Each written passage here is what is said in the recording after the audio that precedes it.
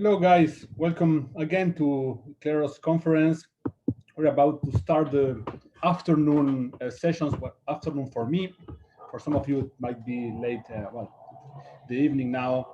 Um, Now, I'm very happy to introduce and to present a good friend of mine who has been working uh, with me, and we've been like working together in this decentralized governance space for a while now, like more years than we want to remember actually. Uh, and so let me introduce to you to Siri. Santiago City was born in Buenos Aires, a fellow country, of mine.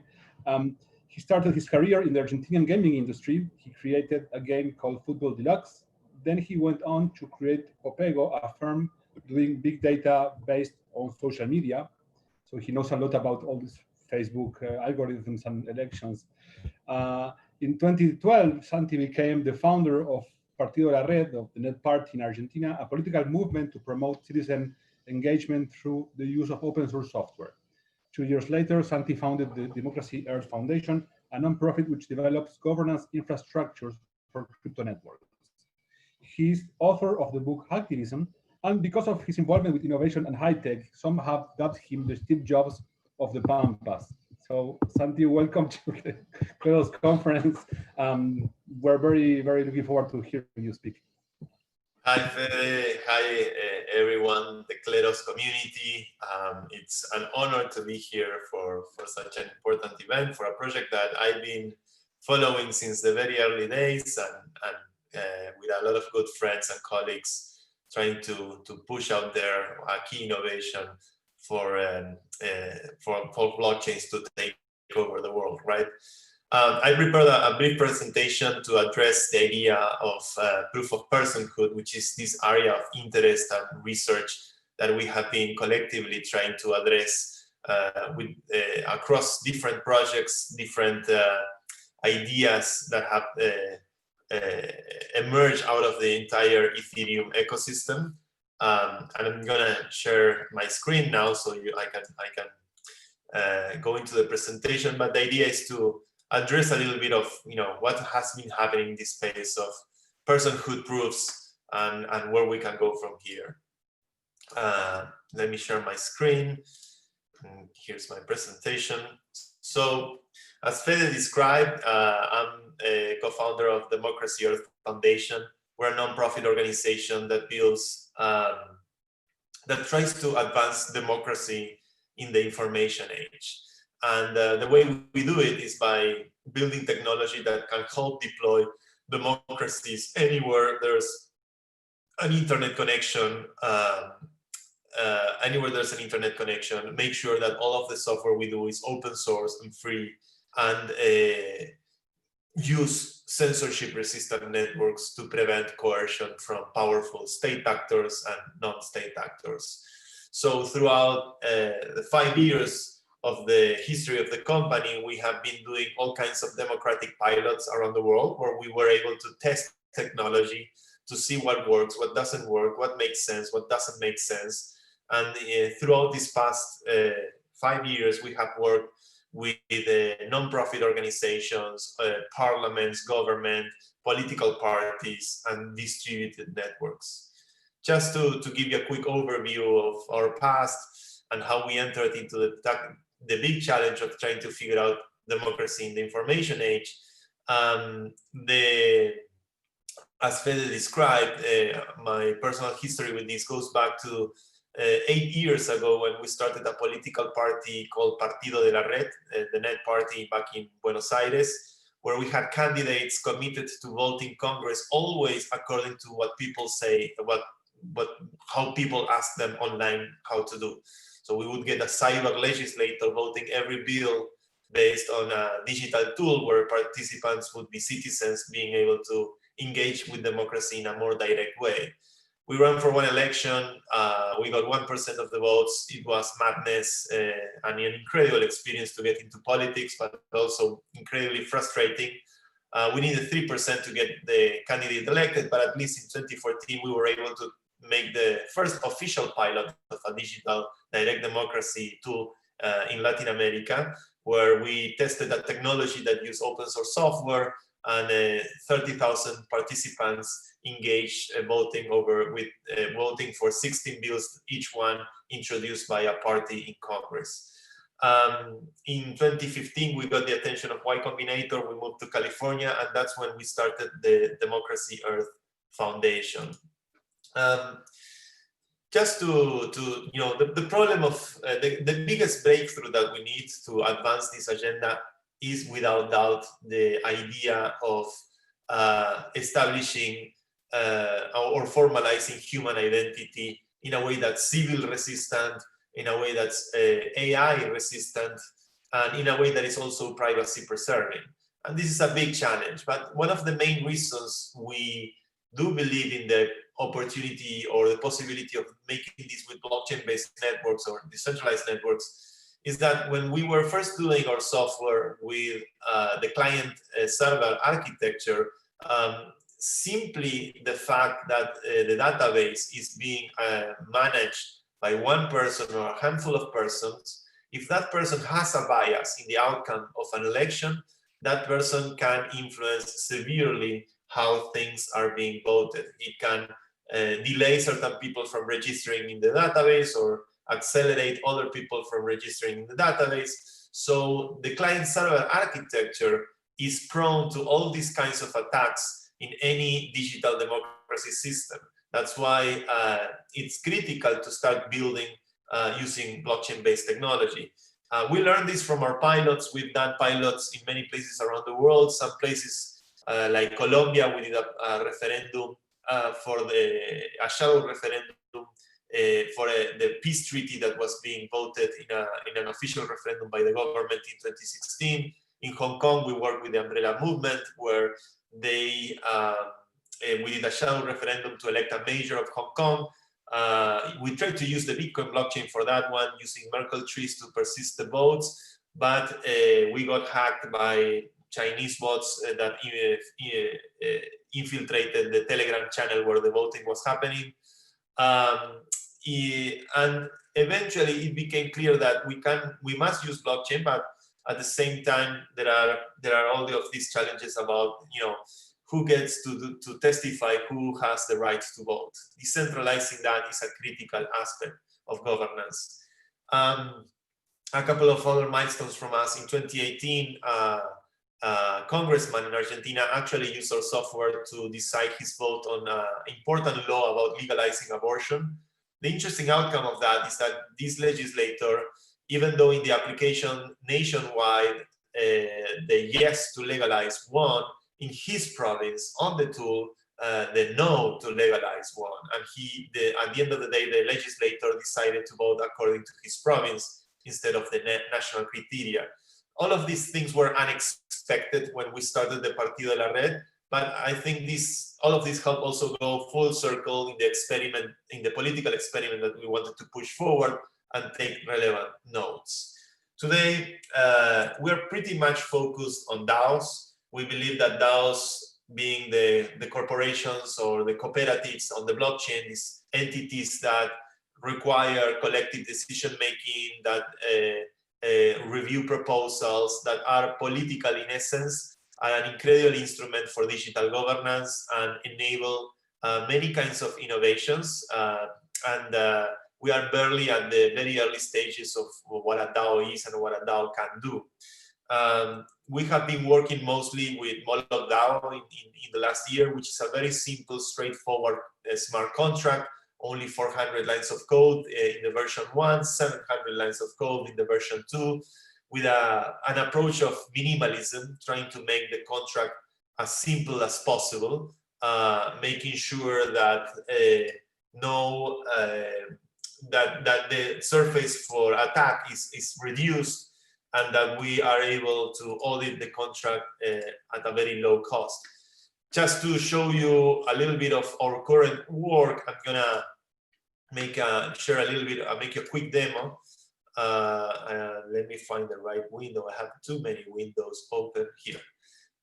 So if you go to democracy.earth, you can actually tinker with this demo yourself in your cell phone. It will also work.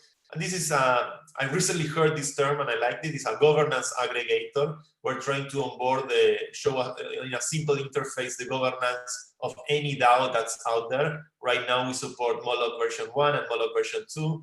And here you can basically browse all of the proposals that are happening across multiple DAOs.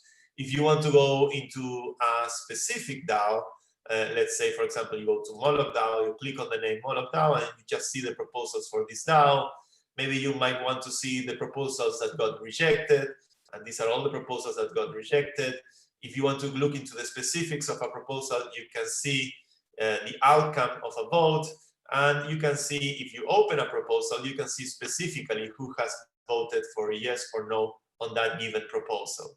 The idea is to provide a simple tool that hopefully can help formalize in a same UX how the governance of different varying protocols that are emerging across Ethereum right now can coexist in a way where we try to make as much sense as possible of the data and what's happening on these new entities. So I'll go back to my presentation now. Here I am. And so DAOs are incredibly powerful, but when it comes to governance, identity is critical. Edward Snowden last year famously said, the one vulnerability being exploited across all systems is identity. Identity is simply the way you can manipulate and use information in ways that are malicious in incredible ways. So it's an incredibly fragile component of every information system out there. And another thing that Snowden said during that conference that really made a mark on me is that we must differentiate when we are designing and building these systems between verifying a person, verifying an identity, and verifying the right to use a technology. That's a very simple but a very important distinction, because ultimately a system for voting doesn't need to know who you are. It only needs to know that you haven't voted twice. And that very important distinction should be taken into consideration when we address systems that are trying to effectively formalize humans on the blockchain. So what's the current state of governance when we look at blockchain-based networks?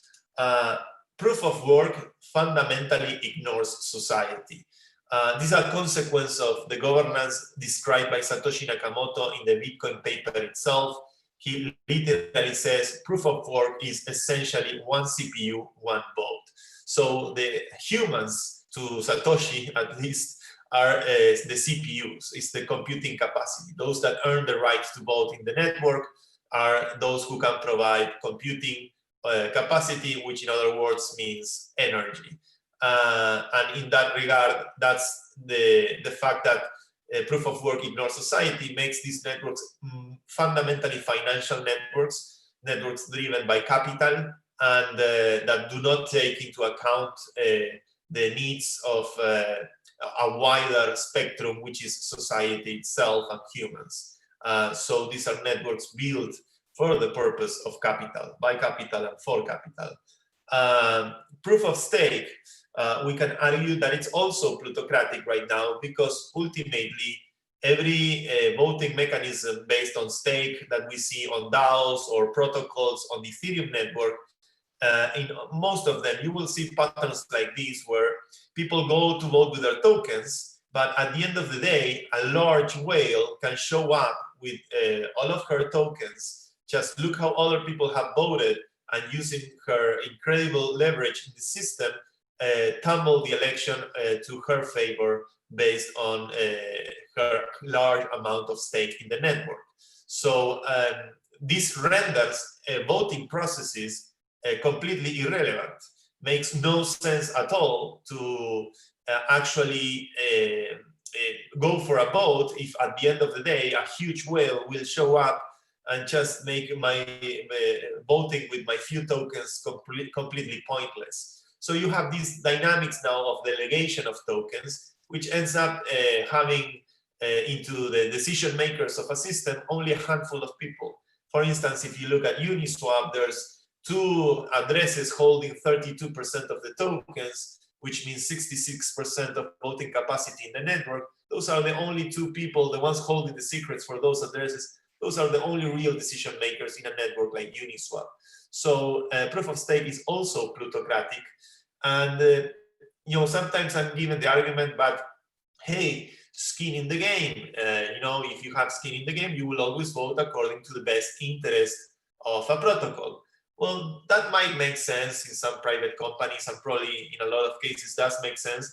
But also, if you look at investors, shark investors, investors that like to play nasty, you will find a lot of cases that you might have an investor owning assets in 2, 3, or more companies that are competing for the same space. And sometimes it will be in the best interest of an investor to vote against the interest of the companies in favor of some other company he holds. And this pattern is also a consequence of the dynamics of capitalist share-based voting.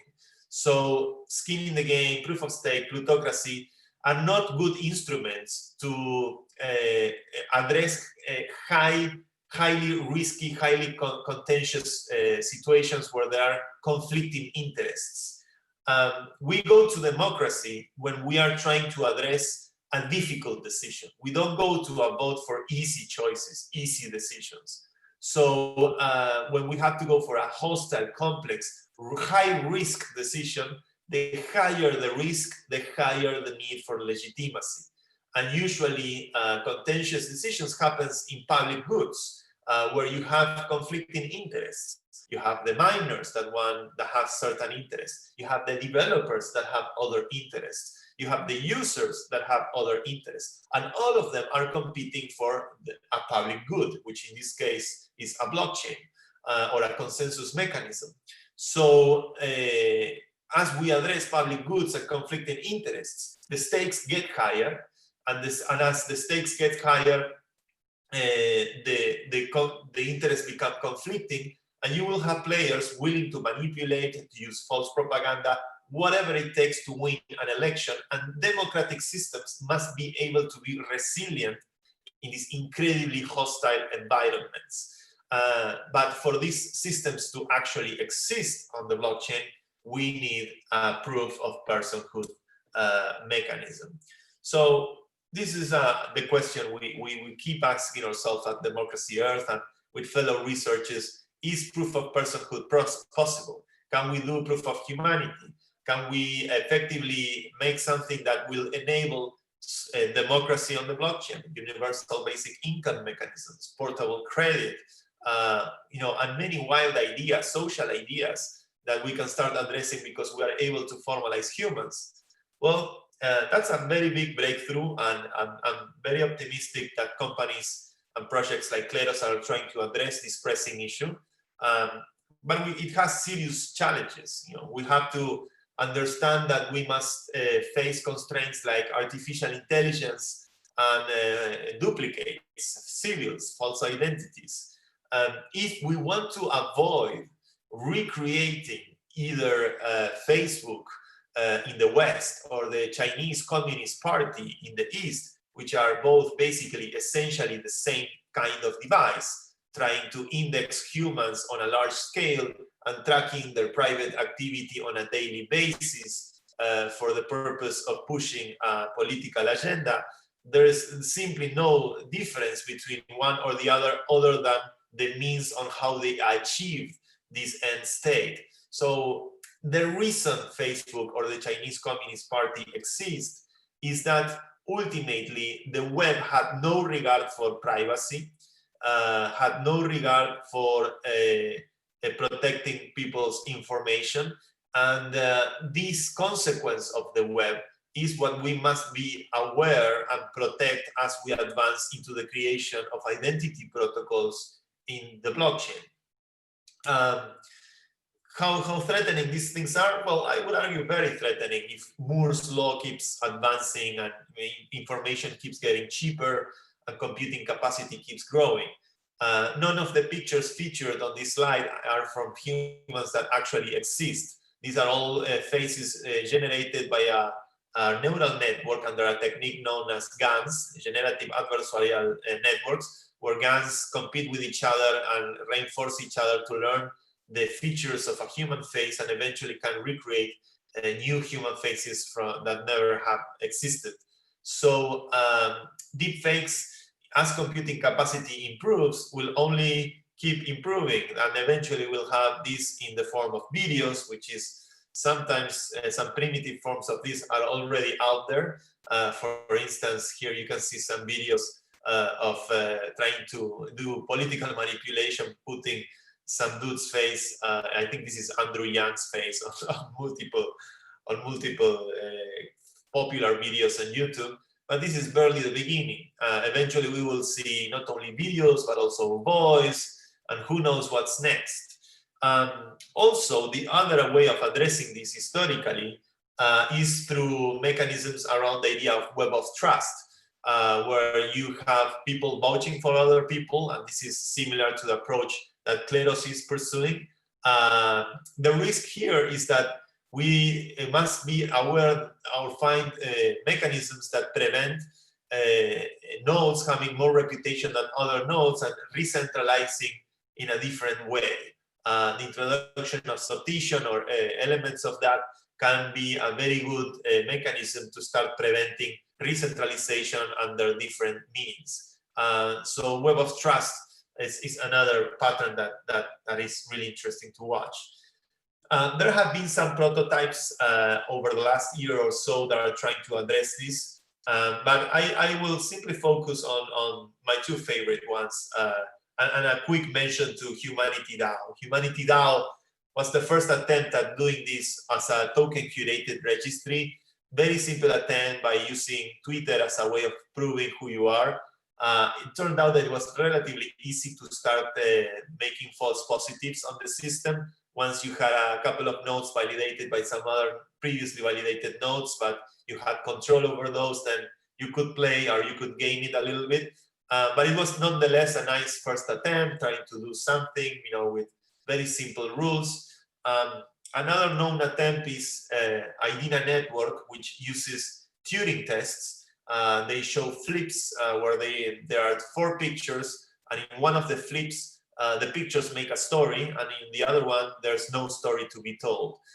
According to the folks behind IDINA, 60% of AIs can complete this task successfully with a 60% efficacy, and 90 humans can achieve a 95% efficacy in achieving these tasks.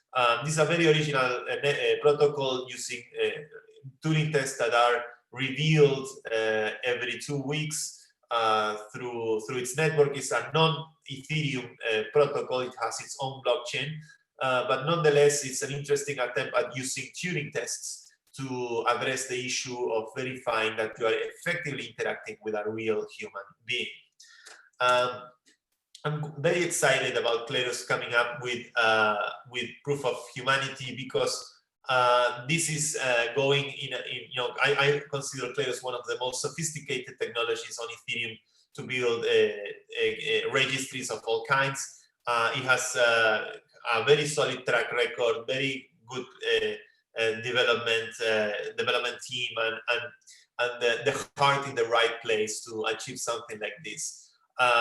It will be interesting to see how people engage in the participation of this system. I would try to argue that we have to find mechanisms where those that are participating with video or revealing information about themselves in order to get verified, it would be ideal to find a format of video or a format of disguising yourself in a way that you are simply signaling up something about yourself, but you are not necessarily revealing in full who you are. I think that there's going to be a lot of very interesting experimentation on how these proofs become validated.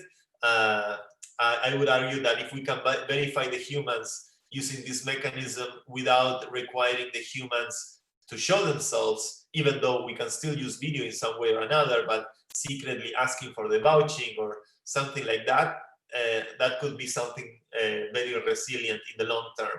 Again, my biggest concern is that we do not recreate or replicate the same mistakes from the web, where privacy had little regard and we ended up with Facebook and the communists ruling the world.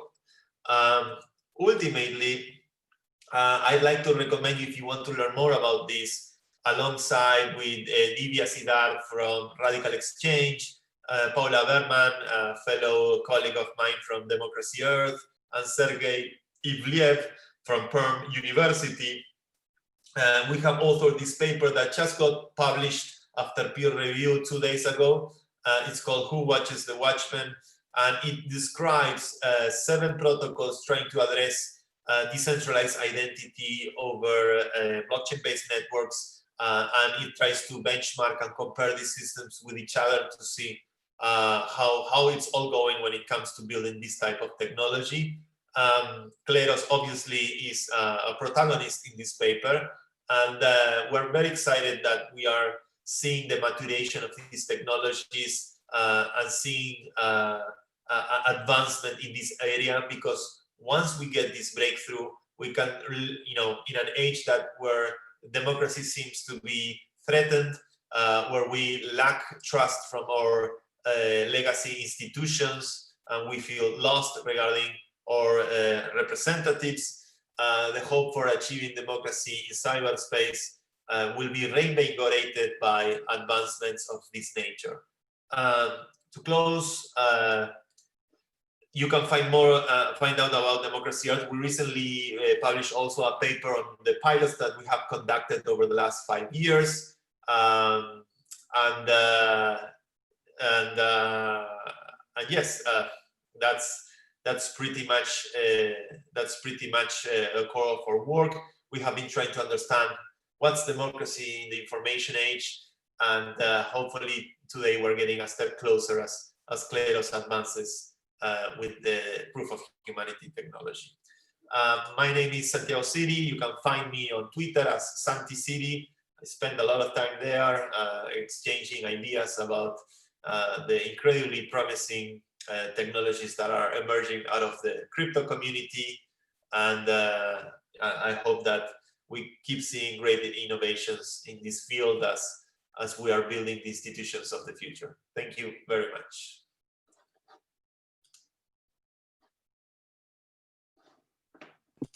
Thank you very much, Santi, for that amazing presentation. We have a couple of minutes for questions if someone Excellent. wants to start. Maybe you, Sophie, do you have a question for Santi?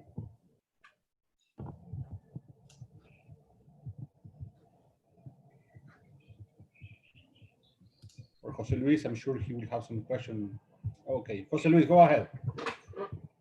Hi, thank you very much, Santi, for the presentation. It was great. So my question is about the proof of personhood. So I understand that you, especially because of your biography and what you have just explained about Partido de la Red and your experience in Argentina, I guess that this probably explains why you want this decentralized system to get rid of an intervention from public actors. And I understand, I'm very sympathetic with your objectives at the Democracy Earth Foundation, and I'm also committed to collaborate in working for a global democracy to emerge at some point. But then the question is, why should we rule out the possibility of some public actors to have some role, some important role in helping us to give us proof of personhood? I'm thinking in cities, for instance. So there might be some countries. I know that normally nation states are against this kind of initiatives, and I can see their incentives to be against, even if some small countries like Estonia might play some role. But I can see cities or regions or other kind of public administrations that we might trust helping us actually to give proof of personhood. Do you think, is that possible or? So, yeah, I mean, the world ultimately, is very complex, and there's as much as we have a future, we also have a past. and the institutions that we have in place today are the consequence of blood, sweat, and tears, right?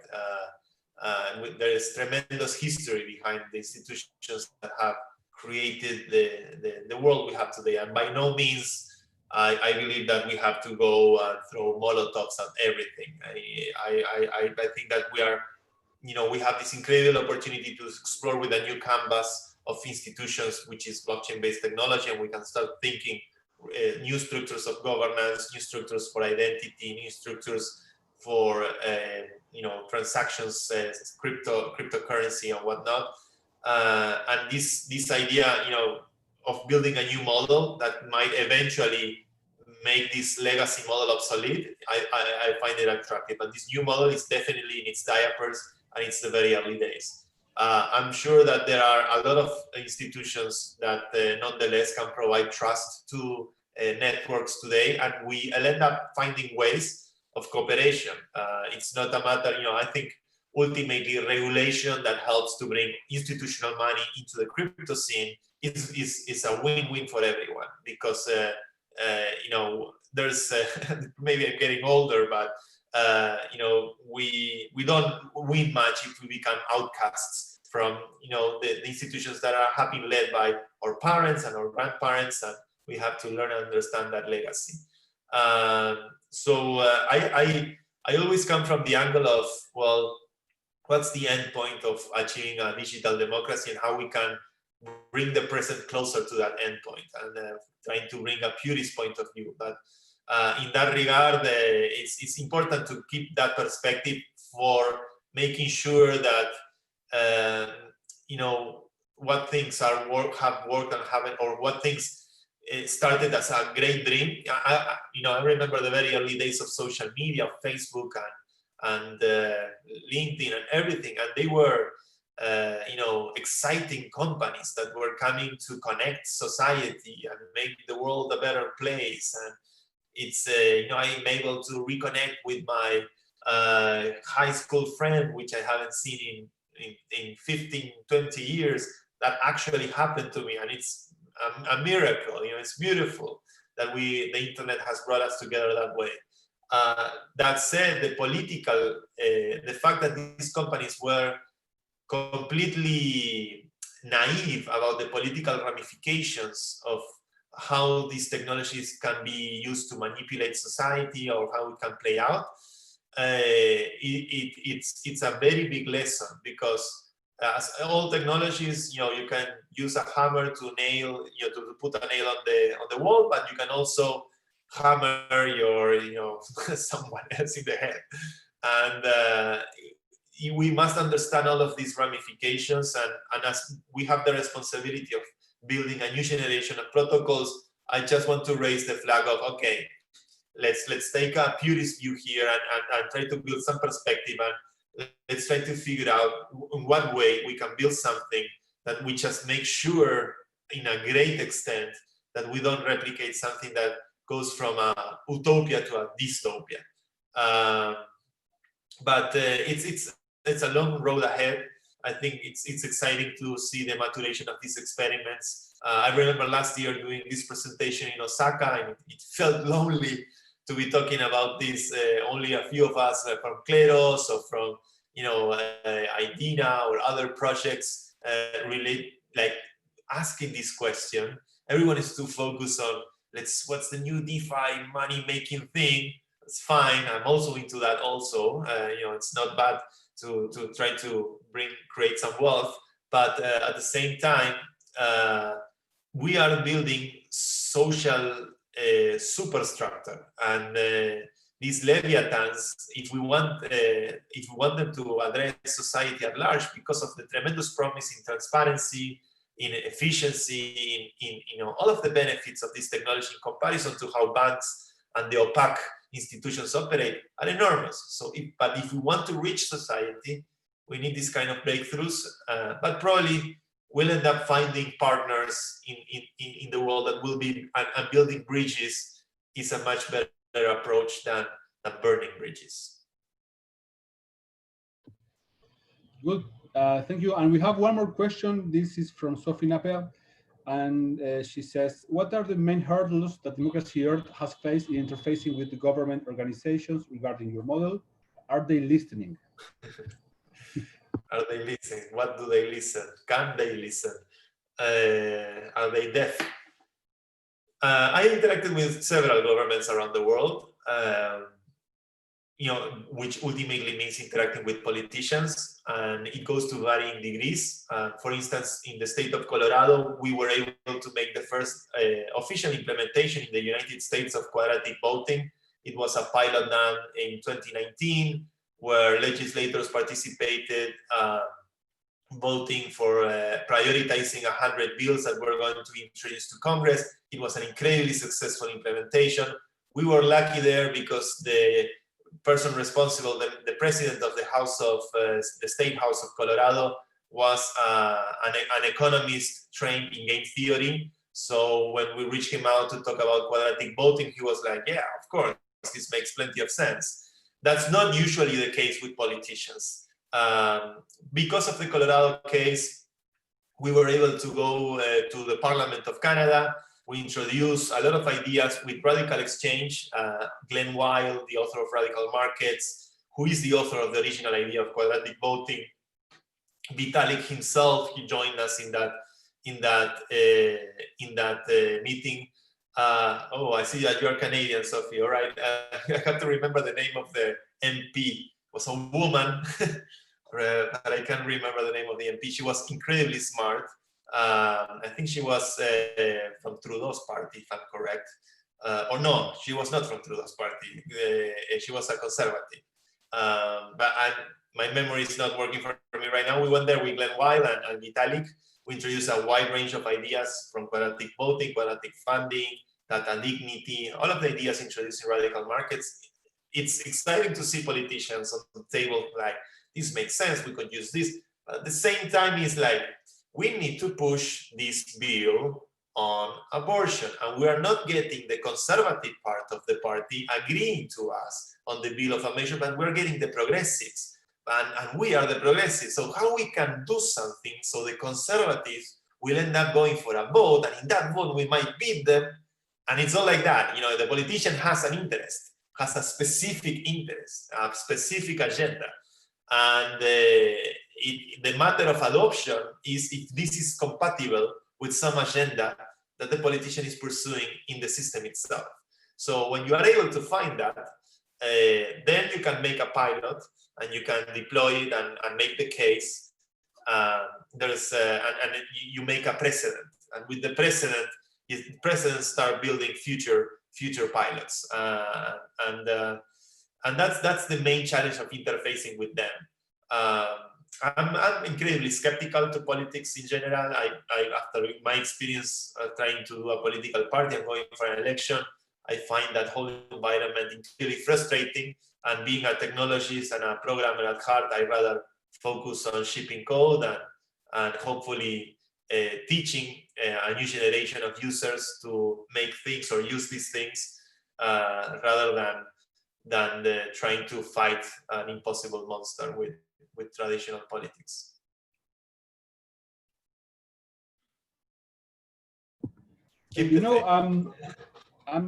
I'm this because I've been following Santi's career for a while, and we discussed this many times. And there is a podcast coming with Santi where we discuss all these things. But sometimes we are too pessimistic about governments and about their their will to be open to these new ideas. I think that more often than not, I'm finding more people in government who are open to these new ideas, but then being able to implement them in the political system is very, very hard because of rigidity and etc. But there are some people who are really forward thinking, like Audrey Tang, for example. Santi, you know him better than me, but so some people are really forward looking, and these people are leading change. It's not going to change like from one day to the other as we wished, but it's not that governments are completely closed to these new types of ideas for governance, like radical change. And so, yeah, that was my experience. But Santi has interacted a lot more than me. there are Trojans in the system. Audrey is an incredible example. Taiwan beat us into implementing quadratic voting. They were the first ones in the world. We were the second ones doing an official implementation. So kudos to them. Yeah, I think it's a generational shift. Ultimately, today the boomers are in charge and they cannot come together to figure out who won the election in America. And, boomers don't seem also to be very mature people when you consider how they react to the electoral results. But at least what I find is that with technology in general, this is not a crypto phenomenon. It's a phenomenon of the internet. It's a phenomenon of digital culture, of video games. It's a phenomenon when I was a child myself. Children and the youth and the millennials, the next generation embraces and adopts technology in a way that I am getting older. I'm 37. I'm no longer the young cool kid that I believed I was, which wasn't, but I believed it anyway. But you just get older, you get children, you don't start paying much attention to what's hip, what's next, what's cool. And technology turns upside down the structure of hierarchy in society. The youth knows more about stuff than the elder. But today the elder are in power in institutions, and the youth is trying to make a silent revolution by opting out and going to crypto. I think that it is, in politics, this is something that the founder of the Pirate Party told me, Rick Falvinch. He said, in politics, things happen at glacial speeds. It just moves very, very slow. And suddenly one generation dies out and the next one takes over, and you didn't realize that was happening, and a strenuous event happens. And you might see a revolution or something, or a big change happening in government. And I think it's a bit like that. We move at glacial speeds, and suddenly one day we find out, if you look, for example, the history of telecoms, the transition from analog communication to digital communication, the ideas of digital communication existed since Claude Shannon's 1948 Magna Carta on Information Theory. He figured digital communication in 1948, but digital communication didn't become a thing until the 90s or late 80s, because it took a transition of generations in power. A generation trained with analog devices died out, and a new generation that was looking into digital figured we have to start connecting everything with Claude Shannon's ideas. And those processes take time. And I'm confident that in our lifetime, we will see a digital transformation of the nature of institutions. And that's definitely what we are all doing here with Ethereum and Kleros and Democracy Earth and whatever mutates of our exchange of ideas. Good. And with this, we have to end this panel and this presentation. Thank you very much, Santi. Yeah, we can continue some other time. Maybe we should organize like some kind of Q&A session with you and the rest of the guys, and we just discuss this thing. So we already have the podcast coming very soon, so that's a way for people to get connected to these ideas.